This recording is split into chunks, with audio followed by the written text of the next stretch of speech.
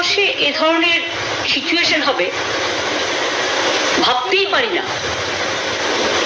এখনো মনে হচ্ছে এইসব এত সন্ত্রাস, রাষ্ট্রীয় সন্ত্রাস, অত্যাচার, সমস্ত কর্মীদের থেকে সাধারণ মানুষকে গ্রেপ্তার,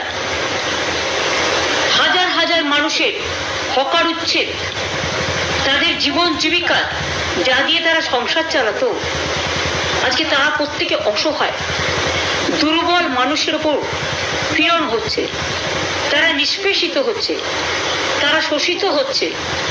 তারা বঞ্চিত হচ্ছে, তারা লাঞ্ছিত হচ্ছে। এই বুলডোজার রাজ বিশেষ করে একতরফাভাবে মানুষকে হিয়ারিং এর সুযোগ না দিয়ে, মানুষকে তার রিহ্যাবিলিটেশনের ব্যবস্থা না করে, পুনর্বাসনের ব্যবস্থা না করে